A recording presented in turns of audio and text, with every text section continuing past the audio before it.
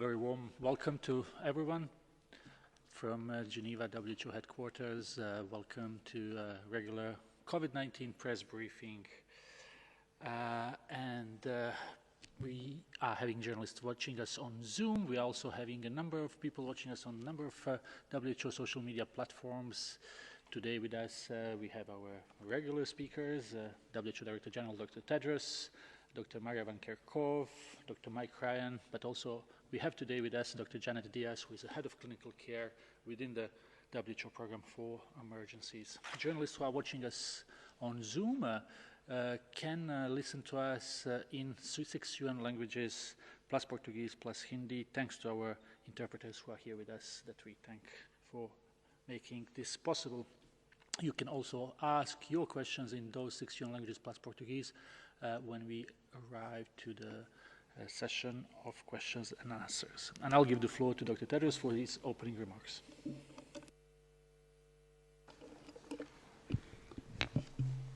Thank you, Tariq. Good morning, good afternoon, and good evening. More than 9.1 million cases of COVID-19 have now been reported to WHO, and more than 470,000 deaths. In the first month of this outbreak, less than 10,000 cases were reported to WHO. In the last month, almost 4 million cases have been reported. We expect to reach a total of 10 million cases within the next week. This is a sober reminder that even as we continue research into vaccines and therapeutics, we have an urgent responsibility to do everything we can with the tools we have now to suppress transmission and save lives. One of the most effective ways of saving lives is providing oxygen to patients who need it. Several news reports published today have highlighted the vital role of oxygen in treating patients with severe and critical COVID-19. This has been an area of intense focus for WHO since the beginning of the pandemic. Patients with severe and critical COVID-19 cannot get enough oxygen into their blood by breathing normally. They need higher concentrations of oxygen and support to get it into their lungs. Left untreated, severe COVID-19 deprives cells and organs of the oxygen they need, which ultimately leads to organ failure and death. Medical oxygen is produced using oxygen concentrators, which extract and purify oxygen from the air. WHO estimates that at the current rate of about 1 million new cases a week, the world needs about 620,000 cubic meters of oxygen a day, which is about 88,000 large cylinders. However, many countries are now experiencing difficulties in obtaining oxygen concentrators. 80% of the market is owned by just few companies, and demand is currently outstripping supply. WHO and the UN partners are working with manufacturers across the world through a variety of private sector networks to buy oxygen concentrators for countries that need them most. Ongoing talks with suppliers in recent weeks have enabled WHO to buy 14,000 oxygen concentrators, which will be sent to 120 countries in the coming weeks. WHO has identified a further 170,000 concentrators that can be available over the next 6 months with a value of $100 million. In addition, WHO has bought 9,800 pulse oximeters, a simple device used to monitor oxygen in patients' blood, which are being prepared for shipment. Another challenge is that many patients with critical disease need a higher flow rate of oxygen than is produced by most commercially available concentrators. To address this challenge, WHO is supporting several countries to buy equipment that will enable them to generate their own concentrated oxygen in larger amounts. This is a sustainable solution for COVID-19 and beyond, but requires technical expertise for maintenance. WHO has also published technical specifications for the design of this equipment, as well as guidance for countries on oxygen sources and distribution. This is just one way in which WHO is continuing to support countries with science, solidarity, and solutions. As some countries start to reopen their societies and economies, questions about how to hold gatherings of large numbers of people safely have become increasingly important. This is especially true of one of the world's largest mass gatherings, the annual Hajj pilgrimage. Earlier this week, the government of the Kingdom of Saudi Arabia announced that this year's Hajj will proceed with a limited number of pilgrims of different nationalities who live within the kingdom. This decision was made based on a risk assessment and analysis of different scenarios in accordance with WHO's guidance to protect the safety of pilgrims and minimize the risk of transmission. WHO supports this decision. We understand that it was not an easy decision to make, and we also understand it is a major disappointment for many Muslims who are looking forward to making their pilgrimage this year. This is another example of the hard choices that all countries must make to put health first. Finally, tomorrow the government of the Democratic Republic of the Congo is planning to announce the end of the Ebola outbreak in the east of the country after almost 2 years of struggle. In total, there have been almost 3,500 cases, almost 2,300 deaths, and almost 1,200 survivors. WHO is proud to have worked under the leadership of the government of the DRC to bring this outbreak under control. This has only been possible thanks to the service and sacrifice of thousands of Congolese health workers working side by side with colleagues from WHO and many other partners. I salute them all. Many of the public health measures that have been successful in stopping Ebola are the same measures that are now essential for suppressing COVID-19. Finding every case, isolating every case, testing every case, caring for every case, and relentless contact tracing. These are the measures that must remain the backbone of the response in every country.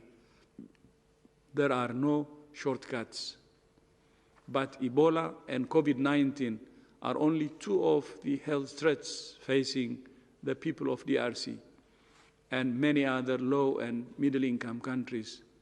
That's why WHO is committed to continuing to work with the people and government of DRC to strengthen its health system and support it on the road towards universal health coverage. I thank you. Thank you, Dr. Tedros, for these opening remarks. We will open the floor for questions now. We wish to remind you, if possible, to be short and have one question per person. And again, you can ask your question in 61 languages plus Portuguese, if you wish to do so. We will start with Peter Kenny, who works from Anadolu Today. Peter, do you hear us? Yes, do you hear me? Yes. Thank you. I would like to ask my question about research on vaccines in Nigeria at Adeleke University in Nigeria's Edo State. They have discovered a vaccine. I would like to know about what type of research is going on in Nigeria and in other African countries. Thank you. So thank you for the question. I can't answer specifically about the vaccine that you mentioned in Nigeria, but I can tell you that we are working with researchers all over the world, including many researchers across Africa, across a number of technical areas, whether this is through epidemiologic studies and seroepidemiologic studies, whether it's clinical research, whether it's the development of vaccines.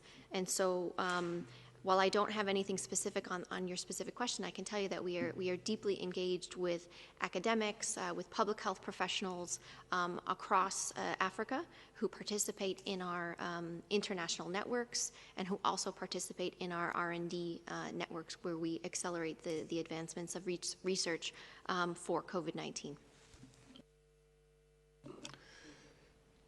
Thank you, Dr. Vankirkov. Peter, if you send us an email, we may try to look for particular information on this through our regional office as well. Let's now turn to Antonio Breto from FA News Agency. Antonio?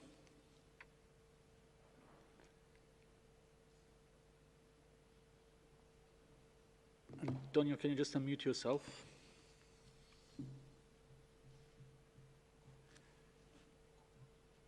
Sí, hola, buenas tardes. Gracias por concederme esta pregunta.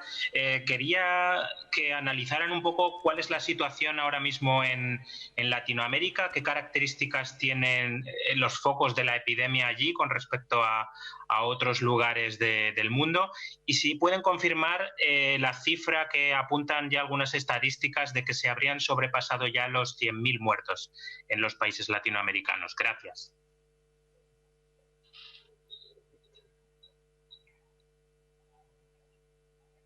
I can begin, Maria will follow. I think it's difficult, number one, to predict the number of deaths per se, but what we can do is the epidemic in the Americas in general is still intense. It's particularly intense in Central and South America, and it's across a range of countries. And we've seen a steady and worrying continuation of trend, with many countries experiencing between 25 and 50% rise in cases over the last week, which means many countries in Central and South America and in the Americas in general are still suffering sustained community transmission. And as such, the journey for them is unfortunately, the pandemic for many countries in the Americas has not peaked. They are not reaching a low level of transmission within which we can achieve a sustainable exit from public health and social measures, or extreme public health and social measures. So I would characterize the situation in the Americas in general, and in Central and Latin America in general, as still evolving, not having reached its peak yet, and likely to result in sustained number of cases and continued deaths in the coming weeks. The extent of those deaths and trying to predict those numbers, I think, is not helpful at this point. But again, we would really stress to governments in the Americas that there needs to be an all-of-government approach. There needs to be very clear communication with citizens around the measures that are to be taken for self-protection, for community response. There needs to be a very sustained investment in public health infrastructure and the capacity to isolate or test and trace and isolate, and capacity to quarantine contacts. It is very difficult to take the sting out of this pandemic or out of this epidemic in the country unless you're able to successfully isolate cases and quarantine contacts. In the absence of a capacity to do that, then the spectre of further lockdowns cannot be excluded. And really, I don't think anybody wants to go back to population-wide, society-wide lockdowns, but the only way in some circumstances to avoid that now is a very, very, very aggressive investment in our capacity to detect cases, confirm cases, quarantine contacts, and keep our communities on board and willing, able, without coercion, to support clear messaging and clear instructions and requests from government in a trusting environment. I can't stress that enough. Only to add, I fully endorse everything Mike has just said. The only thing to add is, a worrying trend we're seeing in the number of positive cases for COVID that's coming from the respiratory disease surveillance system, the ILI, or the SARI surveillance system, in PAHO, in the Americas. the positivity rate is between 30 and 40% of those samples that are tested for ILI, or influenza-like illness, or severe acute respiratory illness. So this is outside of the active case finding for COVID-19. So that means that the virus is circulating. And in many countries in the southern hemisphere, in the Americas, they're entering their flu season. They're in their flu season. So you will see an increase in respiratory diseases, which will complicate the ability to care for them, because you may not know if somebody has influenza or if they have COVID-19. And so that will make the picture even that more difficult to understand, which is why it's so important that surveillance systems that Mike has outlined are in place for COVID-19, but also that systems are also testing for influenza. So it is difficult to give one summary of a large region with many countries and many different climatic zones, which are some are dealing with influenza and others are not. Many thanks. We will now turn to Maya Plants from UN Brief. Maya.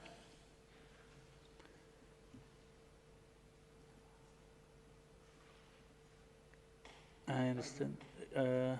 Let's just try one more time with Maya, if it's possible.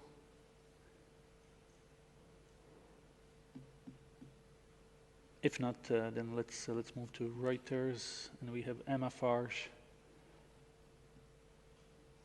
Emma, can you hear us? Good afternoon. A question for Mike Ryan, if I may.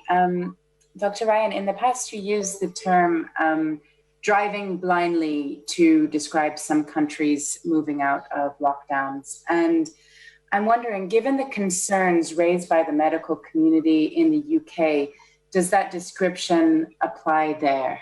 Thank you.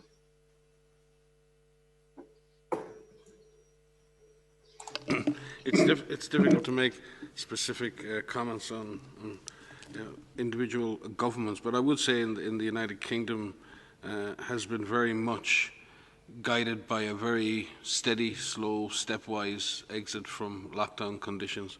The government did set out some very specific parameters and metrics for how they would do that. I think they've communicated those to population, certainly to us. And in the different 4 home regions there, you have England, Wales, Scotland and Northern Ireland. The chief medical officers and the governments on those 4 entities have worked together in a consistent way to implement that, if some slight modifications of that. So from that perspective, testing in the UK has increased. I believe the surveillance system is capable of understanding where the disease is. I think the question we ask now for many countries is the public health system not just doing testing, but is it actually detecting cases as soon as possible after those cases become unwell? Are we immediately identifying their contacts? Are we in a position to quarantine contacts? In other words, the contacts are either quarantined at home or quarantined in a third place or a second place, and our contacts supported in that quarantine and traced over that time, with or without the support of electronic tools or apps.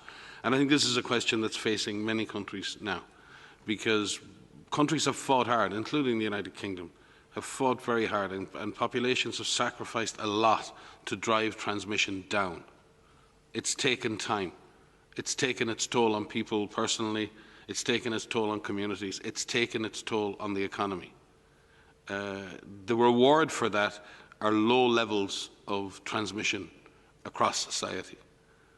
But as we've seen, the risk of that jumping back up in particular circumstances, in crowded situations, super spreading events. So we must be able to reap the harvest as such of such a sacrifice to shut down and lock down and drive transmission down to a low level. That transmission needs to be kept at that low level and driven even further down. That is going to require extreme vigilance. It's going to require communities staying on board, individuals understanding their responsibility, their contribution to their own protection, to the protection of others. The communities are involved in this process and taking ownership and feeling empowered and supported by the authorities. And that the authorities are able to react quickly to each and every case, confirm the presence of the disease or not as quickly as possible, turn around testing very quickly and isolate cases when confirmed and identify all their contacts and quarantine those contacts. I'm sorry for continuing to repeat this, but there are no silver bullets, there are no easy answers, and each government, including the UK, needs to examine itself at every level and say, are we capable of doing that? Is every part of this system able to keep its promise? I, as an individual, promise to keep myself safe, and I promise to do everything to keep other people safe. Communities promise themselves that they will keep each other safe. Governments promise citizens that they will keep their citizens safe. Everyone has got to now live up to the promises they make, the commitments they make, and people have got, everyone at every level needs to follow through. Because what we've seen in countries that have implemented comprehensive strategies, that have reacted quickly, that have operated across multiple levels of strategy, implemented all of the things that I've just previously mentioned, they've done reasonably well and they've avoided the worst of the lockdowns. I think we've all collectively learned a lot. The issue now, and the Director General is leading a process inside our House right now, really looking at this. What have we learned in the last 6 months? What have we learned through all of these sacrifices? What have we learned about the virus? What have we learned about how to control the virus? What have we learned about our capacity at community and government level to sustain response in a coherent way, in a coordinated way? What have we learned about that?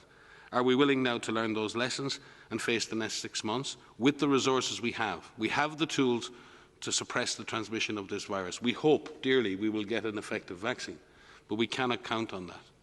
And the Director General has challenged us internally and will challenge our partners to have that discussion in the coming weeks so that we can face into the summer and into the autumn and into the rest of the year using the tools that we have in the best possible way. So I would, in summary, I would say yes, the UK has taken a stepwise approach. The UK is listening to science.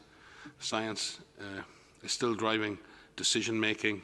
And yes, every government, every level, there are setbacks, there are surprises, but the stepwise approach in the UK is the right way to go. And we just hope that all systems, including the UK, can put in place the necessary surveillance to support this, this going forward. So just briefly to add some of the things that we are learning, because it is important that we look and we learn from many others. And one of the things, as countries are lifting the lockdown in this slow and staggered way that we've been talking about, is the ones that are seeing some success are doing this in a data-driven way. They're using indicators. They're using values of transmission, not only the numbers of cases that are declining, but the numbers of deaths. What do those trends look like? Looking at the reproduction number over time, looking at their testing. Are they seeing a large proportion of those tests that are actually carried out positive, or is it at a low level? They're looking at their bed occupancy. How full are the hospitals in terms of dealing with mild patients or even severe patients needing ICU? What are the isolation facilities, other isolation facilities and quarantine facilities? Are they full? How many contacts are traced? How many cases are coming from contact lists? These are helpful indicators to know where you are in your transmission scenario. And while doing this, we're seeing countries take this phased approach. You've seen phase 1, 2, 3, 4, and the slow movement of those phases, periodic, looking at it after a few weeks. Can we move to the next phase? Are we seeing that low level of transmission? And all the while having this direct engagement with their populations and with their neighbors, the populations either in a neighboring province or a neighboring state or a neighboring country. Are they seeing the same levels of low suppression of transmission? All of this is quite helpful in terms of helping others to see how is it working in your country so that we can learn from each other. But this is what we mean by a data-driven approach, constantly looking at the epidemiology, constantly looking at the data that is being collected to determine what is that next step. Can we lift even further, or do we actually have to implement again? And keeping the population engaged so that they know exactly what they need to do in each phase. Many thanks. We will now go to Mexico. We have Paulina and Cadena. Paulina, can you hear us? Hola. Hola. Hola, gracias, Tariq. Gracias a todos por escucharme esta nueva vez. Nosotros tenemos esta duda grande en este momento. ¿Qué recomendaciones les pueden dar ustedes a las instituciones de salud o a las personas con enfermedades no transmisibles que abandonaron sus tratamientos cáncer, diabetes, cardiovasculares, en estos momentos que ya han sido asignados hospitales específicos para COVID? La ocupación en Cancún en los hospitales es un aproximado de 30% de pacientes. Gracias.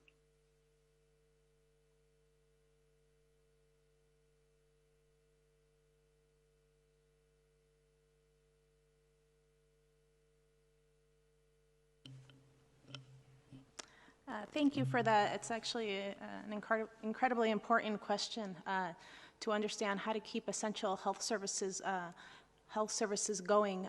There are, chronic conditions that continue that those patients need to continue to have, their care continued. In this type of situation, you consider alternate delivery platforms such as telemedicine, nursing calls, telephone calls, other ways in order to ensure or to ensure that the patients can get the medical care that they need for their chronic conditions. In addition, when you consider even prescriptions, if you usually give 1 month of prescriptions, then the alternative would be to give 3 months of prescriptions or 6 months of prescriptions in order to ensure that those patients can continue their medications. And I will refer you to our colleagues here have published operational guidance on how to maintain essential health services with very easy to use checklists and other essential information that are looking at these different types of patients that may have more limited access during the COVID pandemic. Thank you very much. This was Dr. Janet Diaz, our head of clinical care. And now we will go to Brazil. Bianca Gautier from Global. Bianca.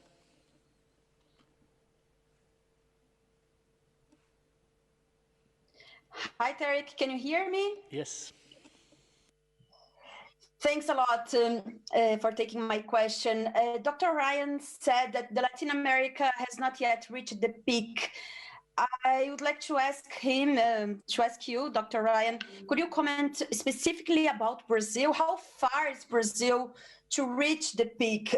Some say July, August. Do you have something in mind? Again, thank you for the question, but it's very difficult to predict peaks. If you look across Europe, you look across the rest of the world, you look across the Americas, the peak has an awful lot to do with what you do. What you do affects the peak. It affects the height of the peak, it affects the length of the peak, and it affects the trajectory downwards. That is everything to do with the government's intervention to respond, the community's cooperation with that intervention, and the healthcare and public health care system's capacity to act. The virus doesn't act alone. The virus exploits weak surveillance. The virus exploits weak health systems. The virus exploits poor governance. The virus exploits a lack of education and a lack of empowerment of communities. Those are the things we need to address. If we address those things systematically, the numbers will go down. That is what's happened. That is the reality of this pandemic. The numbers respond to response. And there are no magic answers. There are no spells here. You can't divine this away. We have to act at every level. We have to use the resources at our disposal. And we know from many, many country examples, not from WHO, just look around the world, look at the countries that have taken action, look at the countries that have contained and controlled this disease. And you'll find your answers. I just want to add that, again, fully endorse with Mike has just said, that transmission is completely in our hands. And it's not only in our individual hands, but what we do as individuals to prevent ourselves from getting infected, to prevent our families, our communities, our populations. And we have outlined steps that need to be taken at each level of transmission. We've just published an update of this guidance today, which is focused on critical preparedness, readiness, and response actions based on if you are in a situation of no cases, either you haven't had cases yet or you've actually brought those cases down to zero, where you have sporadic cases, where you have clusters of cases, where you have community transmission. And in this document, it outlines actions, detailed actions that need to be taken for everything from your emergency response mechanisms, risk communication, surveillance, IPC, clinical care, public health measures. And there's a link to every additional guidance that WHO and our partners have put out. And it's the closest thing we have to an actual action checklist that's online. And it just to highlight that there are so many things that we can do, and we need to highlight this. We have tools right now in our toolbox right now to be able to suppress transmission. And so it relates to your question about the peak. We get a lot of questions about the peak in this country or that country or globally. The one thing we shouldn't do is predict, because we need to do everything we can do to suppress this transmission and make any of these predictions that have come out from these models not be a reality. So I encourage you to find this on our site, and we can send it to the list. But this is the closest thing we have to an actual checklist of what you need to do, what all countries need to do to suppress transmission and to save lives. Thank you. Next question is from Health Policy Watch. We have Gracie with us. Hello, Gracie. Can you? Hi, thank you so much for taking my question. Can you guys hear me okay? Yes. Hi, so we've heard kind of reports of, coughing, shortness of breath, like normal COVID symptoms persisting in patients who have recovered, but we also know that the virus can infect organ systems outside the lungs, like the nervous system and cardiovascular system, as recent studies using organ models have shown. And there have also been reports of people experiencing severe neurological symptoms while infected by COVID. So can you speak a little bit more about what is known about the long-term effects of the virus on organ systems outside the respiratory system? Thank you. Thanks for, again, a big priority right now is for us to better understand the patients who have recovered from COVID and what kind of potential deficits they may have. As you've described already, the different types of deficits can be neurological, they can be respiratory, some impaired lung function, they can be physical. If someone has been in the ICU, for example, for 4 to 6 weeks, a lot of deconditioning, immobility, those can really impact the physical functionality of patients in the mid or long term. So right now, one of the priorities of the WHO Clinical Research Working Group, and we actually, in fact, had our meeting today, was presenting the findings that researchers, the studies that researchers are doing now to understand this. And what we're trying to do is to create standardized data capturing systems or case record systems to be able to capture this information globally to better understand the disease, characterize the recovery phase of the disease. So I can say this is definitely a priority topic that we are working with international experts around the world to facilitate and to accelerate our understanding. Thank you, Dr. Diaz. We will now go to Jamie Keaton from Associated Press. Jamie?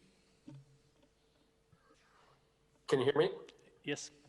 Okay, nice to speak with you again. This is for Mike and Maria. We have noticed that the epicenter appears to be lasting longer in the Americas than it did in China or in Europe. What accounts for the longer epidemic in the Americas? Thanks. Thanks, Jimmy. Nice to hear from you. I think it depends on, again, it's very much depending on the country, on the arrival of the disease. It also depends on just the natural connectivity in countries. And it may take longer for a disease to spread around a country where connections and infrastructure does not allow disease to spread as quickly. There are other countries in which the disease can move extremely fast within a given country because of public transport, air and other links. So there are natural factors that might drive transmission. There are also obviously factors to do with how densely populations are packed and having mega cities or pockets of poverty in which disease can potentially spread undetected. If you have a situation where you're not able to detect all your cases, then obviously the disease can burn on in areas undetected and then pop up again in other places, and then the epidemic can extend. But if you look at the epidemic in Europe, it lasted quite a while. You're talking about the first cases in January in some European countries, and it's only in the last couple of weeks that we begin to see the disease going down. If you look more broadly in Europe, and we tend to be biased and we look at Western Europe, or we look at the European Union, but actually if you go further east and you go to the Western Balkans, if you go to some countries in Central Europe, if you go to the Russian Federation, if you go to Moldova and other countries, there is still a rising incidence in some of those countries, and certainly in some Central Asian republics which are part of the European continent as such, the epidemic still goes on at higher levels. So it really depends how you define a continent. I would say that the disease has come under control in Western Europe. It is not certainly under control in general in Central and South America, but there are factors that would allow a disease to sustain itself for longer in a given community. And in the end, as I said in the previous statement, it also depends on the comprehensiveness, the speed, comprehensiveness, and investment in a comprehensive response, and really sustaining a response over a period of weeks and months that allows you to bring the disease under control. And that's obviously the final factor that you need to shorten any given epidemic. Thanks. And indeed, we have most of questions coming from North and South America. We have now David Wallstein from New York Times. David? Hi, thanks very much. I'm wondering, in terms of the oxygen, I'm wondering if there's any sense that if dexamethasone proves effective, if that could alter the long-term projections for the need of oxygen.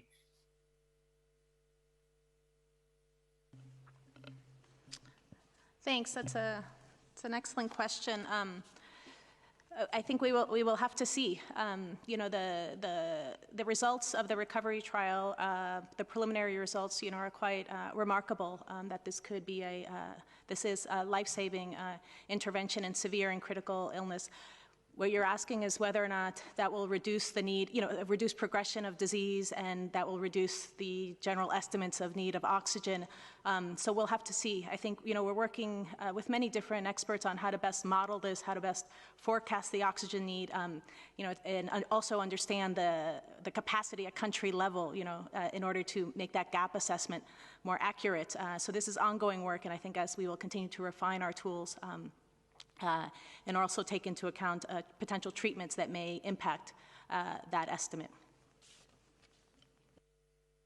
If I could just add on this, because we tend, we get positive information on remdesivir, and then we all chase that for a while, and then we get stuff on dexamethasone, and then we have a discussion about oxygen, and then we have a discussion about other things. I think we need to really start seeing this as how do we optimize the clinical management of all patients who become sick. From the very moment that someone feels sick, getting an early diagnosis, being able to see a qualified physician or nurse, and understanding that physician or nurse, being able to understand your underlying conditions, your likely risk, and being able to put you into a pathway to see and seek and have the right care available. Because it's not just about having oxygen in a country or having a drug in a country. It's about making sure that the right patient gets access to that intervention at the appropriate time during the course of their illness. And when you put all of those small interventions together, rapid diagnosis, early hospitalization of those patients who may have risk factors, early oxygen therapy when needed, and then the use of other drugs and other supportive care, including ventilation, dexamethasone. And if we're capable of putting all of those interventions together and ensuring, even in least developed situations, even in humanitarian situations, we can deliver a basic standard of care to every person who gets COVID-19, then we will save a lot of lives. when we look at dexamethasone and we look, it reduces death rates by 1/5 in people who are already on oxygen. That's great, but by itself, it's not a solution. If we look at remdesivir, it reduces the length of illness in a proportion of patients. That's great, but it's not enough. But if we put different therapies together, different interventions together, and we deliver them in a fair and equitable way, then I believe we can do much more. So I think we need to look at, and again, Dr. Tedros has challenged us on this over the last number of days. How can we put together all that we have learned to reduce mortality? And reduction of mortality starts at protecting those people most at risk, shielding people, first and foremost, from the infection, so they never get it. And that's how you reduce mortality. And you start there and you work your way forward. And we need a really comprehensive look at what is affecting mortality. And what's affecting mortality is not always just the fact that a drug exists or an intervention exists. There's no point knowing that oxygen works if you're in a refugee camp in Somalia and you have no access to oxygen. That's no good. Knowledge is no good without the actual resource available to the doctor or nurse. So we have to turn knowledge into know-how and know-how into how-to. And we need to turn the how-to into the materials and the resources that are needed in order to affect the mortality outcomes in this disease. So I think it's really important, and Janet and her team are really looking at how we can put that system of, you were saying yesterday, Janet, the structures, the supplies, the system, the security, and all of the elements of an effective clinical management system. And we've learned so much about how to do that better. We just need to apply it now in a much more systematic way, especially for those people who live in fragile, conflict-affected, vulnerable settings who may not have access to healthcare like others around the world may do. Many thanks. And for our last question for tonight, we will stay in the United States. We have Jim Rope calling us from the West Coast Network of Radios Westwood One. Jim? Hi, thank you very much, and good evening to everyone. One of the problems that I'm seeing is competing science, quote unquote. Meaning, if we hear you talk and we hear the public health officials talk, yet I'm sure you've heard this too, and maybe you've seen it on television or radio, you can find someone that will claim they have science that can fill the narrative of whatever it is you believe.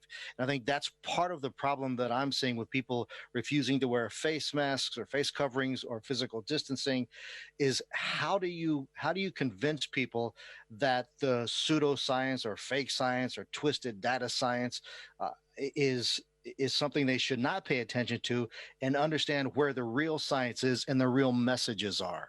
I hope I articulated that well enough. You certainly did.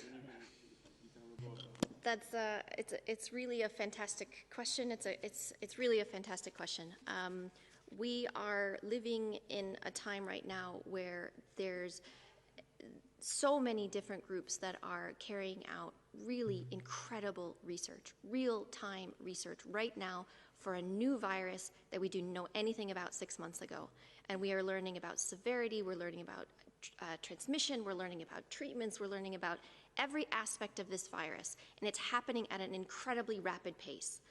And so that's very positive. We're seeing innovation in areas that we hadn't seen before. You mentioned the use of masks, and we talked about different types of fabrics. That didn't exist a few months ago. We're seeing innovation in therapeutics and in vaccines, and this is really incredible. We're seeing real-time evaluation of full genome sequences, and it's happening at an incredibly rapid pace. Papers through science. When people are doing research, normally what happens is they carry out a specific piece of work with a collaborative group of individuals. They write this up. They write it up as a report. They submit it to a peer-reviewed journal. The paper goes through a robust analysis and review, critiquing every single line and every single word of that paper, and then the authors respond, and then it gets published. And that takes some time. What we're seeing right now is because we need these answers so quickly, we're seeing a lot of answers come out in the form of a press release, or we're seeing the answers come out in the form of a preprint. So these are these online platforms where you could publish or you can post your paper and it hasn't gone through peer review. So on the one hand, that's incredible because we're seeing these results in real time. And the other, it still needs to go through that rigorous review. And so WHO, we commission a lot of research, a lot of reviews that are done by independent groups on a variety of topics. And we have more than 50 reviews that are currently underway on a variety of topics. And this helps us to better understand the state of a particular topic, transmission, for example. Then what we do is we work with our international networks, which we have for clinical management, which Janet leads, for virology, for infection prevention and control, for risk communication, for epidemiology and modeling, and I can go on. And we debate that research. And that research is constructive. And that's not a negative term when I say debate. It's a constructive discussion that we have to say, what does this mean? How well was this study done? Because not all studies are done well. And we evaluate what this means in terms of our advice that we give for guidance. And that also takes some time. We're accelerating that as quickly as possible, but it's an important process to go through where you have that debate and you discuss how each individual piece of knowledge fits into the broader context. Normally, one paper that comes out doesn't change our perception of everything. However, there could be situations like the dexamethasone, for example, is a good example where we're learning something quite quickly, and that may modify, how we go forward. But with regards to epidemiology and virology, we put all of that research together, we evaluate it together, and then we come up with a position on what do we know about this at the present time. The other thing that I need to mention is that science, although it's not static, we need to articulate the uncertainty around what we know. So not only are we trying to put out all of the information that we're learning, we need to caveat that because it's a new virus with some uncertainty. We have nothing is for sure right now. And so when we give advice and when we give an answer, especially us sitting up here and we give these answers, we try to nuance that in a way that says, here's what we know right now, here's what we don't know, and here's what we're doing to better understand this. So it's a very long answer because we feel quite passionate about this, but just to end by saying we're really grateful for all of the researchers that are carrying out very carefully conducted research, that are doing these so thoughtfully, really to advance science going forward. Thank you very much, Dr. Van Kerkhove, for this very important explanation and on this very good question from Jim. So we will conclude our press briefing here with the audio file being sent shortly and transcript being posted tomorrow. From my side, I wish you a very nice evening. Thank you, Tariq, and thank you all for joining, and see you in our next session. Thank you.